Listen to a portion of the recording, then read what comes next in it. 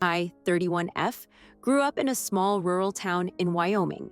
The town was fueled by gossip and beer, as most small towns are, which led to everyone knowing everyone's business. In middle school, our class began testing the waters with bullying and overall nasty behavior, and because I was an angsty theater kid, girls would often try their hand at making me the butt of their jokes. Two girls in particular, sisters with similar ages to myself and my sisters, can call her Ellie, began constantly making comments about me, how my hair looked, how I was poor, and how I didn't know my father.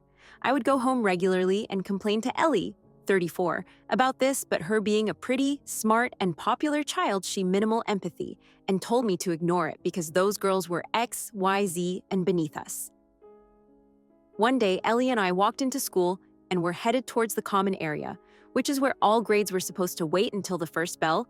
We ran into the sisters. The girls said hi, insert wildly specific insult incorporating my hair, and Ellie scoffed and called them some early 2000s insult.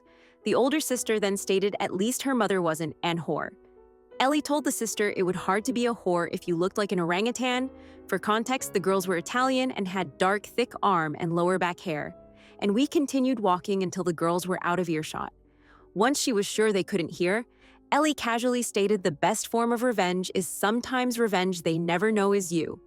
We decided we would begin telling people some stupid lie about their mother, as it would only be appropriate to get back at them in the same manner. We would casually bring up in conversation the younger sister Brittany's father was the mailman. We would add in that it was such a small issue because my sister and I had different dads, or how we couldn't believe people were being nasty about it because it's not anyone's business. We did this for a few weeks until we got bored of it and didn't think about it again. At least that is until a few months back when my partner and I were hanging out with a friend of his. This man happened to be the much older brother of those girls.